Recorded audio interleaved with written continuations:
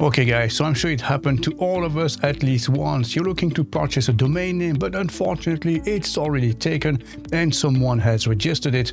So how do you find out who the owner is?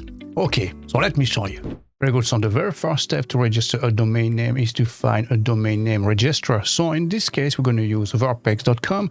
So we go to domains, domain name registration, and right here you could look for a specific domain that you'd like to register. So as an example here, let's look for plasticcontainersdirect.com and then click search. So as you can see now, this domain name is in fact taken. Now you could transfer this domain name if you are the owner, but we are not the owner. So obviously this is not an option available. Now you could select any of those other options here. Maybe a .eu would work for you, maybe .co.uk or .dev, whichever options. But in our case, let's say we really want a .com and we want to find out who the owner is. How can we do so? Well, let me show you the next step. The next step is to go and look for the WHOIS record. So WHOIS basically, okay? So there's a few different options available. The first one here, who.is, is my favorite of all. So select any of them. They all work the same way regardless anyway. So let's click on this. And now right here, you're going to type the domain name you'd like to register and find who the owner is, okay? So Control V and then let's search. Very good. So if you scroll down, as you can see here, all the information about the registrant, the administrative contact and technical contact have been redacted for privacy. So we still don't know who the owner is. We know that the company or the person is based in Dublin. That's all we know about them at this stage. So how can we find out who's behind this? Well, we could always look at the website itself. So if you go to Google and type in the domain name and then enter, and as you can see, there is no website built. So you know that this is not being used, so it may still be available. So what's the next step?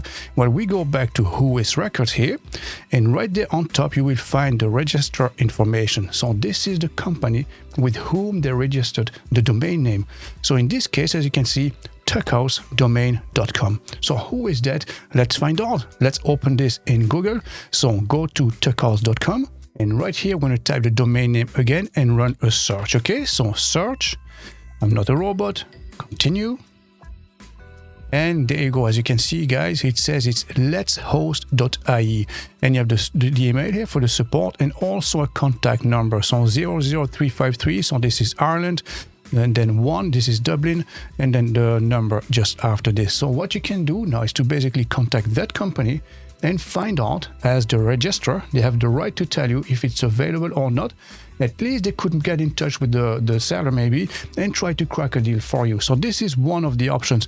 This is the hardest way to get around it, but this is one option anyways. So contact the registration services provider. So here, letshost.ie, and normally they should be able to put you in contact with the owner of the domain name.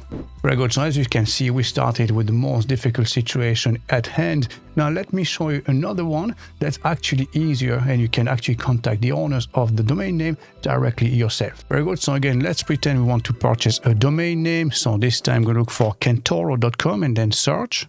And as expected, it is taken already. So it can be transferred if you're the owner. We're not the owner. So let's move on to the next step.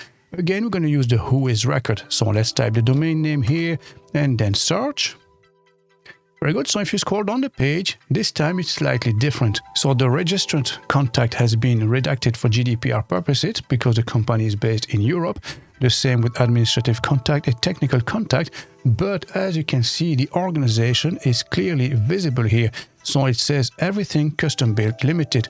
So if you highlight this and run a search on Google, you will find a few different links that you can contact the company of, hopefully, and see if they have a website, maybe a contact number or something like this, okay? So as you can see here, you have agency, everything custom built. So open this.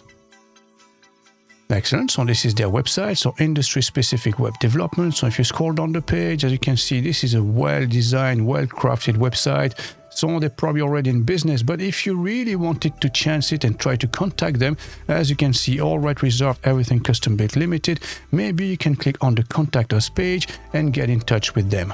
Very good. And then sometimes you're just lucky, you will find all the information immediately. Very good. So again, let's pretend we're going to buy a domain name. So let's look for this one here, newsminer.com. And as expected, it is taken already. So let's head back to the WHOIS record and let's search for this one. Very good. And in this case, if you scroll down the page, you will see immediately that the registrant contact information is readily available. You have the name of the company, the address, and also a phone number. So all you have to do now is basically contact them and try to crack a deal with them. Very good. So a quick recap. So first, check if the website is already in use. If so, well, chances are you won't probably be able to buy it. But sometimes, even if it's already registered, you might see a landing page like this one. All you have to do is simply fill out your details, and if your offer is accepted, well, it will be yours. Otherwise, you'll have to check the WHOIS records. If the details are available, well, contact them. If they're not available, you'll have to contact the registrar with whom the domain name was registered. So there you go, guys. This is how you can find out who the owner of a domain name is. Again, thanks for watching, and we'll catch you in the next one.